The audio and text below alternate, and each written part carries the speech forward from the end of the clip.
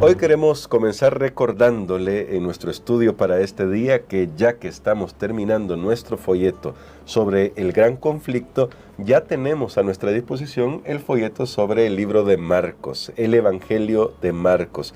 Y pastor, para introducir ya ese tema desde hoy, porque queremos que ya todos lo tengan, ¿cuán importante es que nosotros estudiemos los Evangelios?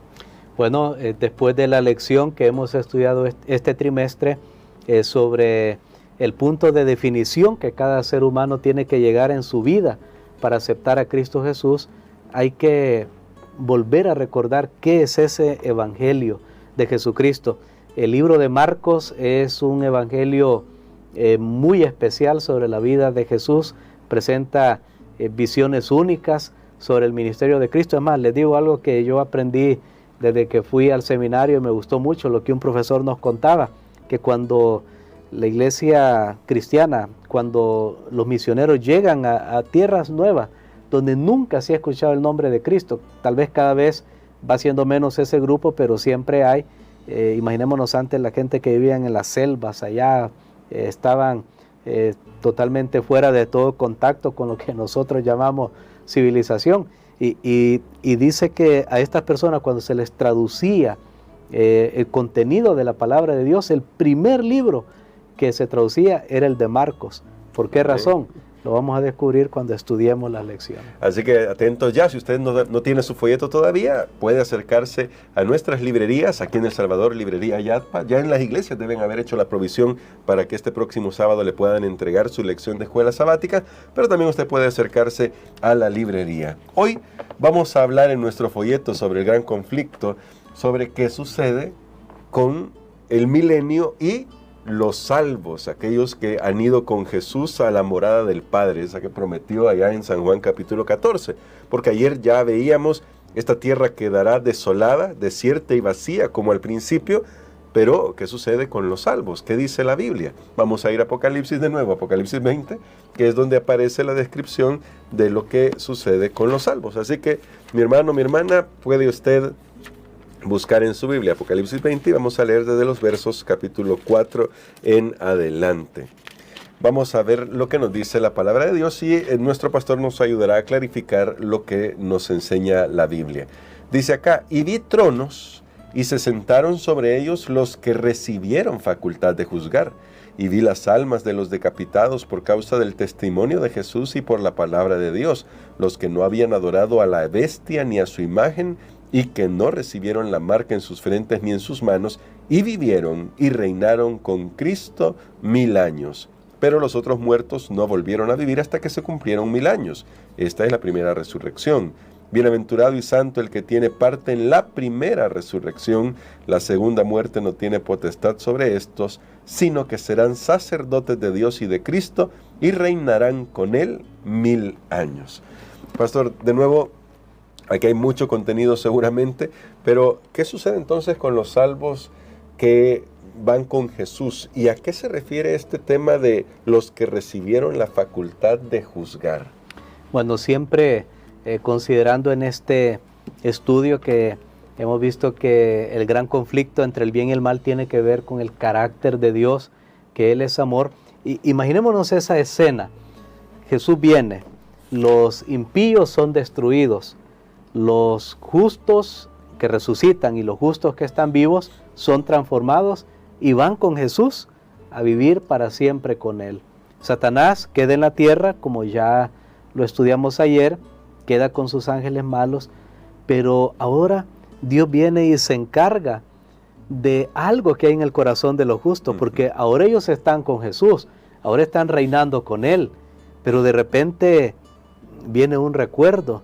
Bueno, y aquella persona que debía estar aquí en el cielo, y este otro que estoy viendo en el cielo, y yo pensé que no iba a estar aquí, y Dios conoce. Vean cómo todo esto realmente, Dios es un Dios tan bueno, tan misericordioso con nosotros, que Él nos entiende nuestra flaqueza, nuestras necesidades, y aunque los justos han sido ya redimidos de la tierra, pero todavía Dios permite en su poder que haya una memoria de todo eso que está sucediendo y de por qué hay personas que no están ahí. Entonces hay grandes dudas. Ahora, ¿cómo Dios responde a esas dudas? Dios sí ya sabe por qué fulano de tal no llegó al cielo, por qué este otro sí llegó. Dios lo sabe muy bien. Claro. Pero Dios quiere que sus criaturas lo adoren a Él de una manera racional. Romanos nos habla y nos dice que nuestro culto tiene que ser racional. Y a fin de que nosotros podamos adorar a Dios de una manera inteligente, pues debemos tener conocimiento. Entonces ahí, en ese periodo llamado 1000 años, Dios permite que sus hijos que han sido salvados a lo largo de todas las edades le acompañen a Él en la revisión, vamos a usar esa palabra, o en el estudio o el análisis de los casos de las vidas de las personas que no llegaron al cielo. Porque Él no quiere que quede ninguna duda, porque recuerden que el mal, el pecado desde el principio se alimentó de la sospecha, de la duda, de las presunciones. Es que Dios tal vez quiere, es que Dios aquí, Adán, bueno, Eva, cuando fue engañada por la serpiente, que es Satanás, con que Dios os ha dicho, y poniendo duda. No, Dios no quiere que quede ninguna duda en la mente de nadie. Ahora, los libros, como se menciona, son abiertos y entonces los santos aparecen en ese estado para juzgar a aquellos que no se han salvado. Y aquí entramos entonces al tema del juicio. ¿Cómo se desarrolla ese juicio? Sí, y es una tremenda pregunta, pastor, porque justamente eso quería que nosotros pudiéramos ver, porque qué tremenda condescendencia, voy a decir primero, la de Dios, que es el soberano, el estar dispuesto al escrutinio, a que se haga ese escrutinio de sus acciones, de lo que Él ha decidido en la vida de cada uno, pero que al final también refleja lo que nosotros hemos decidido, si lo aceptamos a Él o no.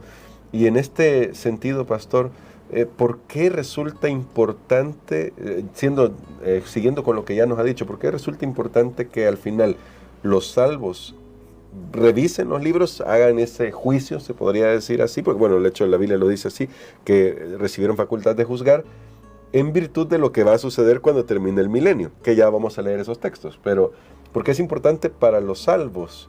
Si lo puedo decir así, ¿por qué es importante para la seguridad de los salvos? Muy bien, es del todo importante porque recuerden ustedes que después, bueno, esto todavía no lo hemos repasado, pero yo sé que hay personas que ya han estudiado estos temas, que justamente en la secuencia que tenemos en el libro de Apocalipsis, después de los 1000 años, viene la destrucción de los impíos. Entonces, a fin de poder entender por qué Dios, uno, no llevó al cielo a tales personas, bueno, hay que entender por qué los va a destruir finalmente, pues no solo no los llevó al cielo, sino que los va a destruir. Y aquí es donde tenemos que entender al menos 4 etapas que tiene el juicio. El juicio, tal como se presenta en la palabra de Dios, tiene 4 etapas. La primera etapa es un juicio antes que Cristo venga. Sí. Tiene que haber un juicio, porque ya cuando Él viene a dar a cada uno su recompensa según sus obras. ¿Por qué resucitó de todos los que estaban muertos? ¿Por qué resucitó solo un grupo, que son los justos que van con Él? De los que están vivos, ¿por qué solo llevó a algunos con Él al cielo? Ya Él debía tener una base para tomar esas decisiones. Entonces hay un juicio antes de la venida de Cristo. Este juicio ha sido conocido como juicio preadvenimiento, juicio investigador, que algunos le tienen miedo a esa palabra, pero no hay que tener ningún temor. Ya vimos que el juicio siempre es favorable para los santos. Amén. Cuando Cristo viene, ahí hay otro juicio, ahí se ejecuta lo que antes ha sido investigado, quiénes son los que tienen derecho a ir al cielo, los que no, son destruidos ahí cuando Él viene. Hay un juicio durante el milenio, que es el que estamos tratando en este momento, sí. Y hay un juicio después del milenio que ejecuta lo que se ha estado viendo durante los 1000 años. Entonces, hermano Gerson, la Biblia es muy clara. Dios es un Dios que quiere ser totalmente transparente. Sí. Hoy se usa mucho esa palabra de transparencia, porque siempre las personas pueden quedar con una pregunta, con una duda, y Dios abre todos los registros. Y Dios dice, ok, ustedes pueden observar, pueden ver. Allí se va a ver cómo Dios trató con cada ser humano, cada persona que no está en el cielo, todas las oportunidades que esa persona tuvo. Y allí se va a responder a la gran pregunta, ¿se pudo haber hecho algo más para que esta persona estuviera en el cielo? ¿Fue suficiente lo que se hizo para que esa persona pudiera estar en el cielo? Y ahí va a quedar fuera de toda duda que no se podría haber hecho nada más, que simplemente la persona que no llegó al cielo fue por su propia decisión, porque no aceptó el ofrecimiento que Dios le hacía. Era un pecador que podía haber sido salvado, igual que los pecadores que ahora están allí, que han sido salvados, porque la cosa ahora ya no es si se es pecador o no. Ahora la cosa es si se es pecador arrepentido y perdonado, o un pecador que no confiesa y por lo tanto no es perdonado. Entonces, precisamente eso es lo que sucede durante los 1000 años en ese juicio, donde están registradas ahora las obras de los impíos y la manera como Dios trató con cada ser humano. Recordemos que, hablando de los justos, de los que han sido salvados, ese juicio previo al advenimiento, los pecados de todos esos justos han sido perdonados, han sido borrados, y ahora ellos, sus nombres estaban inscritos en el libro de la vida, y habían creído en Jesús, Él los cubría con su manto, con su justicia, en su vida lograron reflejar el carácter de Jesús. Entonces ellos ahora están gozando con el Señor por 1000 años. Amén, amén. Ahora, en la Biblia también se nos presenta esto mismo que está diciendo nuestro pastor sobre la conclusión de los 1000 años, y quiero ir a esos textos porque todavía esta parte ya nos va a dejar introducidos para el día de mañana. Pero desde los versos 7 al 9 dice así: cuando los 1000 años se cumplan, Satanás será suelto de su prisión. Solo debemos recordar que el día de ayer leíamos que Satanás será atado y será desatado después de los 1000 años por un poco de tiempo. Aquí está el cumplimiento de eso en el verso 7. Y saldrá a engañar a las naciones que están en los 4 ángulos de la tierra, a Gog y a Magog, a fin de reunirlos para la batalla, el número de los cuales es como la arena del mar. Y subieron sobre la anchura de la tierra, y rodearon el campamento de los santos y la ciudad amada, y de Dios descendió fuego del cielo y los consumió. Y nos vamos a tener aquí, pastor, por una razón, aunque todavía hay otros elementos que los vamos a estudiar el día de mañana. Quizás una pregunta que puede surgir en la mente de alguien es, ¿pero por qué resucitan después los impíos si al final van a ser de nuevo destruidos? Ya usted lo decía ayer, ya fueron lanzados primero al lago de fuego, y ahora resucitan para volver a ser destruidos, que terminaremos de abordar ese tema el día de mañana. Pero, ¿cuál es el propósito al final de cómo va a concluir el milenio? Muy bien, por el relato nosotros inferimos que esto se refiere a una segunda resurrección. Por eso la Biblia habla de la primera resurrección, que es la que sucede a la venida de Cristo Jesús. Claro, en todo esto, hermano Gerson, hay ciertas excepciones, pero nosotros no hemos entrado en esos detalles. Por ejemplo, cuando Cristo viene, va a haber una resurrección parcial de impíos, que ahí se va a cumplir lo que Él le dijo a los que lo estaban condenando, a los que lo crucificaron: ustedes van a ver al Hijo del Hombre viniendo en las nubes de los cielos. Entonces, esas personas que a lo largo de las edades han sido notables en luchar contra Dios, contra la iglesia, esas personas van a tener que ver ese momento de la venida de Cristo Jesús, pero vuelven a morir. Pero es un grupo muy reducido. Pero hablando del gran cuadro general, solo hay 2 resurrecciones, la primera resurrección y la segunda resurrección. La primera para los justos que resucitaron, muertos que resucitaron cuando Cristo vino, y la segunda después del milenio son todos los impíos que resucitan.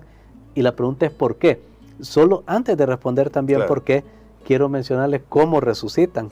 Resucitan totalmente como ellos murieron, enfermos, cuerpos corruptos, cuerpos pecaminosos, débiles.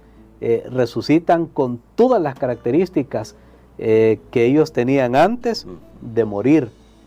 Ahí vamos a ver un espectáculo terrible, sí, en ese tipo de personas que resucitan. Ahora, ¿por qué Dios los resucita? Porque al final también ahí se cumplen las palabras de Cristo que dice, habrá dos resurrecciones de condenación, la resurrección de condenación, que es esta, es la segunda resurrección, y por supuesto la resurrección para vida, que es la primera resurrección cuando Cristo vino por segunda vez. Ahora, ¿por qué Dios resucita a estas personas?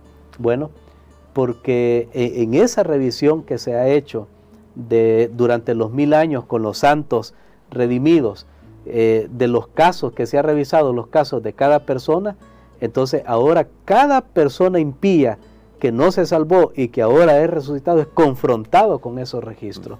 Y entonces se le va a dar la evidencia de su vida, sus hechos, sus obras, cómo rechazó, cómo despreció la invitación que le hiciera Dios de una o de otra manera para salvarlo. Entonces la persona tendrá que ser confrontado con eso, y después de eso va a venir la ejecución final o el castigo final, ya para recibir la paga, la condena, que es la muerte, que la Biblia le llama entonces la segunda muerte, porque ya murieron una vez, pero ahora van a morir ya recibiendo la paga de sus pecados, porque para los justos Jesús recibió la paga de sus pecados, gloria a Dios. Y a los justos no, por eso fueron librados de la segunda muerte, aunque murieron la primera vez, pero en este caso los impíos van a morir, van a pagar sus pecados, y la segunda muerte significa que ya no habrá retorno, nunca más, nunca más. Ellos van a poder volver a la vida, no van a existir, será una extinción total de los pecadores, del pecado y del autor del pecado, incluyéndolo a él, que es el diablo y Satanás. Así es. Y bueno, solo para terminar con nuestra reflexión de hoy, que el día de mañana terminaremos de abundar sobre este tema del destino final de los salvos y de los que decidan perderse, pero pastor, lo que vemos en este relato, cuando vemos a Satanás que vuelve a engañar a todas las naciones, es justamente lo que hemos visto a lo largo de la historia. Su carácter no ha cambiado, el carácter de los que son engañados no ha cambiado, siguen manteniéndose en rebelión contra Dios. Tristemente, creo que este número es una parodia, porque dice que eran como la arena del mar. Este número es una parodia de lo mismo que Dios le había dicho a Abraham: tu descendencia será como la arena del mar, solo que era para bendición. Pero lastimosamente no aceptaron a Jesús, y para mí es uno de los versículos más tristes en la Biblia, cuando dice que su número era como la arena del mar. O sea, tanta gente perdiéndose cuando Jesús hizo la provisión, cuando Él hizo todo lo posible para que el ser humano se salvara. Pero bueno, es triste. Recordemos que durante los 1000 años Satanás ha estado desanimado, ha estado atado, no tiene a quién engañar. Él ahorita anda fascinado engañándonos, porque dice la Biblia, engaña al mundo entero. En algún momento hemos caído también en sus engaños. Pues gracias a Dios tenemos la palabra de Dios y ahora tenemos luz, pero ahora Él se reanima, ahora Él ve una multitud y vuelve con la idea de que va a destronar a Jesús, porque, claro, no hemos entrado en todos los detalles, pero en la tercera venida de Jesús, o sea, después del milenio, ya sería su tercera venida. Allí Jesús viene en la santa ciudad, la Nueva Jerusalén, con todos los santos que han estado con Él 1000 años en el cielo. Pero esa ciudad permanece en los aires, no toca tierra. Y todo esto es bien tremendo. Satanás ve esa gran multitud de personas que han resucitado, todos descarnados, y entonces ahora Él los anima, los envuelve nuevamente. Noten que ahí dice, saldrá a engañar a las naciones. Es terrible. El que se deja engañar por el diablo ahora, aunque descanse por un tiempo porque murió y vuelva a resucitar, vuelve a ser engañado. Mire, si no es por el Espíritu de Dios, hermano, Satanás nos tendría como sus marionetas, pero tristemente estas personas vuelven a ser engañados, y Satanás los anima y les dice, mire, ven a aquella ciudad, es de nosotros, miren, conquistémosla. Y allí nuevamente vienen esos grandes, que el mundo le llamó grandes, ¿verdad? Conquistadores a lo largo de los siglos. Ahí está Alejandro Magno, ahí está Napoleón Bonaparte. Imaginémonos a lo largo de la historia, ¿verdad? Ahí está el faraón y todos ellos grandes generales que ha habido en la historia de la humanidad se reúnen, de todo lo que ha quedado en caos de la tierra, buscan cómo armar un ejército, hacer armas, y ahora van a ir a conquistar la Santa Ciudad. Ahora, usted me hacía una pregunta, ¿por qué resucitan? Yo también he visto una respuesta al estudiar esto. Recordemos, los justos necesitan una comprobación por ellos, no por Dios, claro, de que Dios ha sido justo en haberlos dejado fuera del cielo, que Dios ha sido justo. Y sabe que esa persona que yo creía que se iba a salvar, y alguien dice, mi abuelito, mi padre, mi madre, estoy poniendo aquí solo un ejemplo porque de una persona, mis hijos, el pastor, no sé quién, y mire, cuando en ese momento que dice que ellos atacan la Santa Ciudad, cuando vean que esa persona que yo pensé se iba a salvar, agarrando una piedra para atacar la Santa Ciudad, ahí me voy a dar cuenta, es que en su corazón hay rebelión. sí. O sea, Dios es justo en haber dejado a esa persona fuera del cielo. Porque recordemos que pecado, amigos, no es solo como lo vemos ahora. Fumar, matar, hacer esto, aquí allá, que alguien adulteró. Todo eso, por supuesto, es pecado. Pero la esencia y la base del pecado es algo más. La esencia y la base del pecado es querer ser Dios. Es quitar a Dios del escenario, quitar sus leyes, quitarlo a Él para ponerme yo, mis pensamientos, lo que a mí me gusta. Eso es la base del pecado. Y entonces, estas personas, Dios va a demostrar que si los hubiera permitido en el cielo, lo destronarían a Él. Entonces, esa persona que no se salvó por todo el rechazo que hizo de la provisión hecha por Dios, esa persona estará dispuesta, y Dios lo va a demostrar así claro cuando agarre esa piedra, esa arma, y entonces los justos van a ver y dicen, no, Dios es justo. Y por esa razón Él permite ante todo el universo que se desarrollen estas escenas finales, precisamente después de los 1000 años. Así es, y aunque hoy tal vez no comprendamos todos los aspectos de cómo Dios actúa, la invitación que tenemos es a confiar que Dios siempre hará lo mejor para cada una de nuestras vidas. Mantenga su confianza en Jesús y un día podrá hacerle las preguntas que necesite. Ahí está el milenio, ya lo hemos visto, para que resuelva esas cosas que hoy usted no va a resolver. Pero su confianza en Dios es una decisión que solo usted puede tomar. Y queremos, Pastor, que ore por nosotros para que podamos tomar esa decisión. Confiar en Dios, pase lo que pase, porque queremos estar con Él en la primera resurrección y durante estos 1000 años. Amén. Padre, nuevamente te damos gracias, Señor, porque justos y verdaderos son tus caminos. ¿Quién no te temerá, oh Señor? Pero más que todo, ¿quién no te amará al saber que tú has sido fiel y que has hecho todo lo que podía haber sido hecho para que cada uno de nosotros podamos ser salvos? Te agradecemos, Señor, porque nos has dado esta revelación de tu palabra. Ayúdanos para compartirla con alguien más, para que podamos tomar todos la decisión de entregar nuestras vidas a Cristo Jesús. Dejamos todo en tus manos, Señor, sabiendo de que tú eres fiel. En el nombre de Jesús. Amén.